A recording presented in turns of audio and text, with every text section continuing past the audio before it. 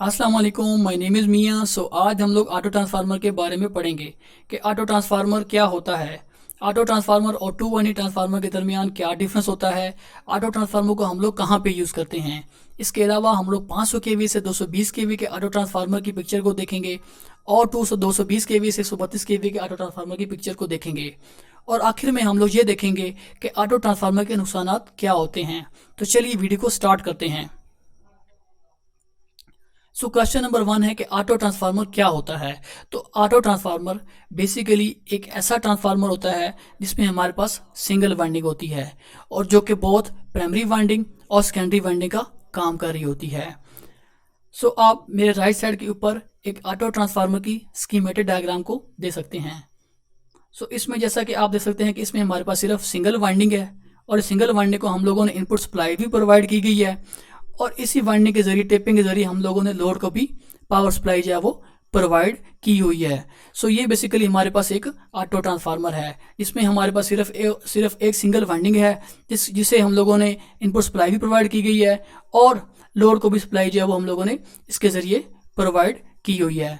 अगर आपसे कोई पूछे कि ऑटो ट्रांसफार्मर की डेफिनेशन क्या है तो आपने ये बताना है कि ये एक ऐसा ट्रांसफार्मर है जिसमें हमारे पास सिंगल वाइंडिंग होती है जो कि बहुत प्राइमरी और सेकेंडरी वाइंडिंग का काम कर रही होती है। क्वेश्चन नंबर 2 है कि ऑटो ट्रांसफार्मर और टू वाइंडिंग ट्रांसफार्मर के दरमियान क्या फ़र्क होता है। इस फ़र्क के लिए सबसे पहले मैं आपको टू वाइंडिंग ट्रांसफार्मर और ऑटो ट्रांसफार्मर की स्कीमेटिक डायग्राम के बारे में बताता हूँ। मेरे राइट साइड के ऊपर एक टू वाइंडिंग ट्रांसफार्मर की डायग्राम है।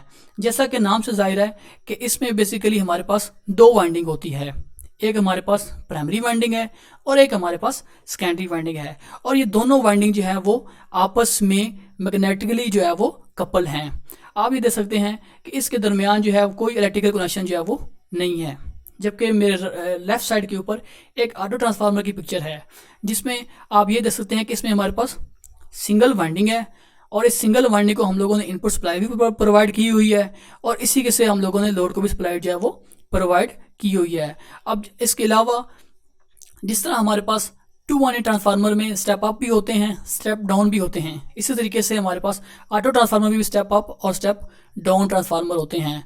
ये जो हमारे लेफ्ट साइड पे जो ऑटो ट्रांसफार्मर की पिक्चर है ये एक स्टेप डाउन जो है वो ऑटो ट्रांसफार्मर है। इसके बाद हमारे पास स्टेप अप भी ऑटो ट्रांसफार्मर होते हैं जैसे कि मैंने पहले बताया है। ये पिक्चर हमारे पास एक स्टेप अप ऑटो ट्रांसफार्मर की पिक्चर है।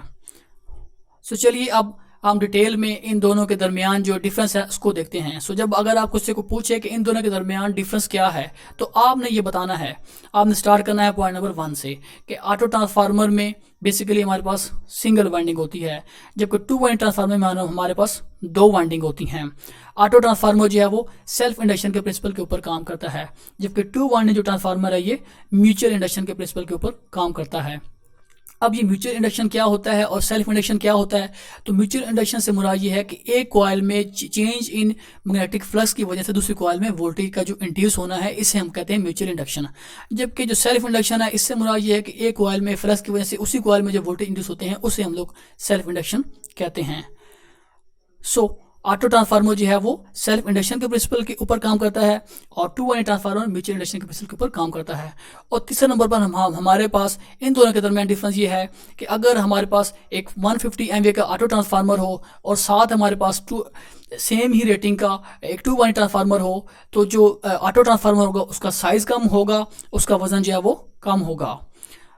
चौथे नंबर पर हमारे पास इन दोनों के दरमियान डिफरेंस ये है कि ऑटो ट्रांसफार्मर की जो वोल्टेज रेगुलेशन होती है वो टू वाइंडिंग ट्रांसफार्मर से बेहतर होती है। पांचवें नंबर पर हमारे पास इन दोनों के दरमियान डिफरेंस ये है कि जैसे कि मैंने ये डिफरेंस पहले ही बताया है कि ऑटो ट्रांसफार्मर में जो हमारी प्राइमरी और जो सेकेंडरी वाइंडिंग है वो बहुत इलेक्ट्रिकली भी कनेक्ट होती है और मैग्नेटिकली भी कनेक्ट होती है। जबकि टू वाइंडिंग ट्रांसफार्मर में हमारे पास जो प्राइमरी वाइंडिंग होती है और सेकेंडरी वाइंडिंग होती है इनके दरमियान बेसिकली कोर होती है और ये दोनों जो है वो मैग्नेटिकली जो है वो कनेक्ट होते हैं। छठे नंबर पर हमारे पास जो डिफरेंस है वो ये है कि हमारे पास जो कि ऑटो ट्रांसफार्मर में सिंगल वाइंडिंग होती है तो सिंगल वाइंडिंग की वजह से उसकी रेजिस्टेंस जो है वो कम होती है और इसके साथ इसकी जो लीकेज जो है वो फ्लक्स है इसमें कम होता है। जबकि जो टू वाइंडिंग ट्रांसफार्मर होता है इसमें दो वाइंडिंग होती हैं, इसमें लीकेज फ्लक्स भी ज़्यादा होता है और इसकी रेजिस्टेंस जो है ज़्यादा होती है। अब सातवें नंबर पर जो डिफरेंस है वो ये है कि जब चूंकि इसमें हम लोग सिंगल वाइंडिंग को यूज करते हैं तो इसलिए इसकी कॉस्ट भी जो है वो कम होती है, और इसके अलावा ये एफिशिएंट भी होता है। एफिशिएंट क्यों होता है? क्योंकि इसमें जो लॉसेस हैं, इसमें रेजिस्टेंस लॉस कम होता है, इसमें लीकेज फ्लक्स जो है वो कम होता है। सो ये तो था इन दोनों के दरमियान डिफरेंस। सो अगर आपसे कोई पूछे कि ऑटो ट्रांसफार्मर और टू वाइंडिंग ट्रांसफार्मर के दरमियान फ़र्क क्या है, तो आपने ये बताना है। मैं फिर से दोबारा आपको इस सवाल के जवाब को जो है वो रिपीट कर देता हूँ। तो आपने बताना है कि ऑटो ट्रांसफार्मर एक ऐसा ट्रांसफार्मर है जिसमें हमारे पास सिंगल वाइंडिंग होती है, जबकि टू वाइंडिंग ट्रांसफार्मर में हमारे पास दो वाइंडिंग होती हैं। ऑटो ट्रांसफार्मर में जो है वो सेल्फ इंडक्शन के प्रिंसिपल के ऊपर काम करता है, जबकि टू वाइंडिंग ट्रांसफार्मर जो है वो म्यूचुअल इंडक्शन के प्रिंसिपल के ऊपर काम करता है। ऑटो ट्रांसफार्मर की जो वोल्टेज रेगुलेशन होती है वो बेहतर होती है टू वाइंडिंग ट्रांसफार्मर से। इसके अलावा ऑटो ट्रांसफार्मर की जो प्राइमरी वाइंडिंग होती है वो इलेक्ट्रिकली भी कनेक्ट होती है, और मतलब प्राइमरी और जो सेकेंडरी वाइंडिंग होती है जो इलेक्ट्रिकली भी और मैग्नेटिकली भी कपल होती है, जबकि टू वाइंडिंग ट्रांसफार्मर की जो वाइंडिंग होती है वो मैग्नेटिकली जो है वो आपस में कनेक्ट होती है। मतलब प्राइमरी और सेकेंडरी वाइंडिंग के दरमियान कोर होगी और वो दोनों जो है वो मैग्नेटिकली जो है वो कपल होंगे। फिर आपने बताना है कि ऑटो ट्रांसफार्मर की जो कॉस्ट होती है वो कम होती है, इसमें जो इसकी एफिशिएंसी ज़्यादा होती है। इसमें एफिशिएंसी ज़्यादा होने की वजह क्या है कि इसमें रेजिस्टेंस लॉस जो कम होता है, इसमें लीकेज फ्लक्स कम होता है। रेजिस्टेंस लॉस कम क्यों होता है? क्योंकि इसमें हमारे पास सिंगल वाइंडिंग होती है। तो ये तो था इन दोनों के दरमियान डिफरेंस। एक इम्पोर्टेंट बात जो कि आपने ऑटो ट्रांसफार्मर के बारे में याद करनी है वो ये है कि ऑटो ट्रांसफार्मर हमें कब इकोनॉमिकल होगा, ये कब हमें जो है वो वैल्यूएबल होगा। तो उसके लिए आपने ये याद रखना है कि ऑटो ट्रांसफार्मर की अगर ट्रांसफॉर्मेशन रेशो 2 या 2 से कम हो तो ये हमें इकोनॉमिकल होता है। अब ट्रांसफॉर्मेशन रेशो क्या होती है? ट्रांसफॉर्मेशन रेशो से मुराद इसकी नंबर ऑफ जो टर्न है सेकेंडरी की divided by number of turn जो है वो प्राइमरी की। तो ये जो रेशियो है, या वोल्टेज रेशियो प्राइमरी और सेकेंडरी की वोल्टेज की जो रेशियो है ये अगर 2 होगी या इससे कम होगी तो ये ऑटो ट्रांसफार्मर जो है हमारे पास इकोनॉमिकल होगा। इसका मतलब क्या होगा? इकोनॉमिकल से क्या मुराद है? इससे मुराद ये है कि इसका जो साइज़ होगा वो टू वाइंडिंग ट्रांसफार्मर से कम होगा। जब साइज़ कम होगा तो इसका मतलब डेफिनेटली इसकी कॉस्ट भी जो है वो हमें कम इसके ऊपर जो है वो लागत करना पड़ेगी। लेकिन अगर इसकी ट्रांसफॉर्मेशन 2 से ज़्यादा होती है तो इसका साइज़ भी फिर उस अकॉर्डिंगली जो है वो बढ़ता जाएगा। जब साइज़ बढ़ता जाएगा तो इसकी कॉस्ट भी जो है वो बढ़ती जाएगी। इस वजह से ऑटो ट्रांसफार्मर का आपने याद रखना है कि ये कब हमें जो है वो इकोनॉमिकल होता है। तो ये हमें तब इकोनॉमिकल होता है जब इसकी ट्रांसफॉर्मेशन जो रेशो होती है वो 2 या 2 से कम हो। क्वेश्चन नंबर 3 है कि जी हम ऑटो ट्रांसफार्मर को कहाँ पे यूज़ करते हैं और टू वाइंडिंग ट्रांसफार्मर को कहाँ पर यूज़ करते हैं। तो जो ऑटो ट्रांसफार्मर है इसको हम लोग इंडक्शन मोटर को स्टार्ट करने के लिए यूज़ करते हैं। क्यों स्टार्ट करते हैं इंडक्शन मोटर को? क्योंकि आपको पता है कि इंडक्शन जो मोटर होती है इसका स्टार्टिंग करंट जो होता है वो फुल लोड करंट का 5 to 6 टाइम गुना ज़्यादा होता है, और अगर इसको हम लोगों ने डायरेक्ट चला दिया तो इंडक्शन मोटर की जो वाइंडिंग है वो बर्न हो जाएगी। इसलिए हम लोग इंडक्शन मोटर को स्टार्ट करने के लिए हम लोग स्टार डेल्टा यूज़ करते हैं। इसके अलावा हम लोग ऑटो ट्रांसफार्मर जो कि वोल्टेज रेगुलेटर के तौर पर यूज़ होता है इसको यूज़ करते हैं। दूसरे नंबर पर इसका यूज़ है वो इसको हम लोग लेबॉर्ट्री में वोल्टेज रेगुलेटर के तौर पर यूज़ करते हैं। तीसरे नंबर पर हम लोग डिस्ट्रीब्यूशन सिस्टम में जब वोल्टेज को जो बूस्टअप करना होता है तो वहाँ पे यूज़ करते हैं। और चौथे नंबर पर हम जो है ऑटो ट्रांसफार्मर को इलेक्ट्रिकल पावर की ट्रांसमिशन लाइन में यूज़ करते हैं। जबकि जो टू वाइंडिंग ट्रांसफार्मर है इसको हम लोग वहाँ पे यूज़ करते हैं जहाँ पे हमारे पास जो वोल्टेज की ट्रांसफॉर्मेशन रेशियो होती है वो ज़्यादा होती है। जैसा कि 132 kV से 11 kV के ट्रांसफार्मर हैं, 11 kV से 0.41 kV के ट्रांसफार्मर जिसे हम लोग डिस्ट्रीब्यूशन ट्रांसफार्मर कहते हैं। इसके अलावा टू वाइंडिंग ट्रांसफार्मर को हम लोग आइसोलेशन ट्रांसफार्मर के तौर पर यूज़ करते हैं, और इसके अलावा जो इलेक्ट्रॉनिक सर्किट है हम लोग इसको वहाँ पे यूज़ करते हैं।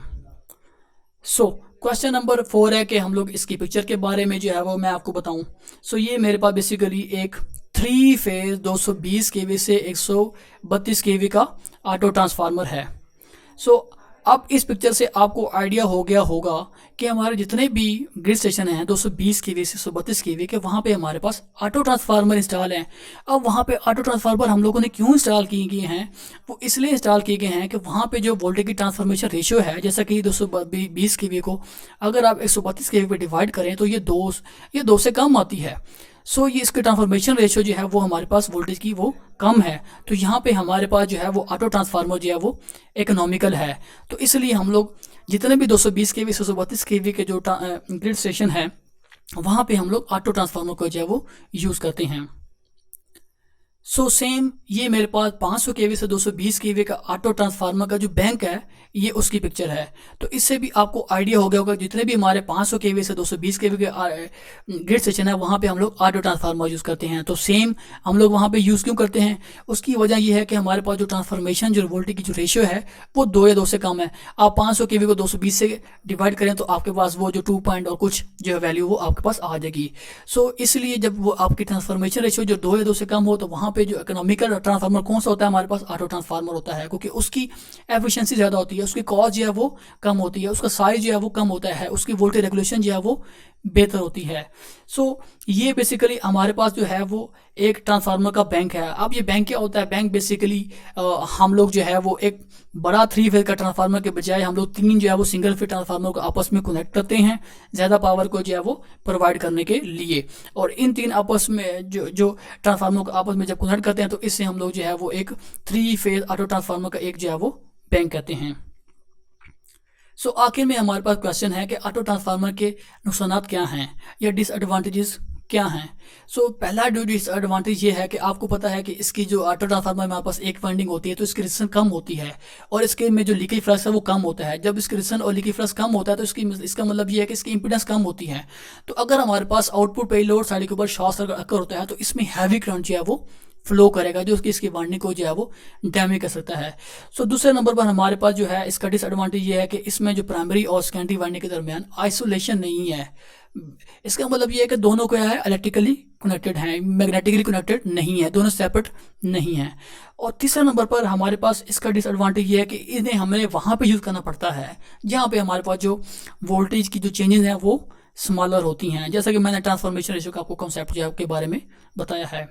और आखिर में ऑटो ट्रांसफार्मर का डिसएडवांटेज ये है कि इसमें हमें जो लो वोल्टेज वाइंडिंग होती है वहाँ पे हमें एक्स्ट्रा जो है वो इंसुलेशन प्रोवाइड करना पड़ती है। वो क्यों प्रोवाइड करना पड़ती है, क्योंकि अगर ट्रांसफार्मर की इसकी एक जो सिंगल वाइंडिंग होती है वो अगर ब्रेक हो जाए तो इसके जो हाई वोल्टेज होते हैं वो लो वोल्टेज वाइंडिंग साइड के ऊपर अपीयर हो सकते हैं, जो कि हमारा जो इलेक्ट्रिकल का जो सिस्टम है उसके लिए इंतहाई नुकसानदेह हैं। सो इसलिए ये भी इसका एक जो है वो डिसएडवांटेज है, क्योंकि इससे हमने लो वोल्टेज वाइंडिंग को जो है वो हाई जो है वो इंसुलेशन प्रोवाइड करना होती है। तो ये तो था ऑटो ट्रांसफार्मर के डिसएडवांटेज के बारे में। सो ये था ऑटो ट्रांसफार्मर और टू वाइंडिंग ट्रांसफार्मर के डिफरेंस के बारे में हमारी आज की वीडियो। सो अगर आपको मेरी ये वीडियो पसंद आए तो इस चैनल को सब्सक्राइब करें, इस वीडियो को लाइक करें और कमेंट सेक्शन में जो है वो अपनी सजेशन का इजहार ज़रूर करें। सो सी यू इन नेक्स्ट वीडियो। अल्लाह हाफिज़, बाय बाय।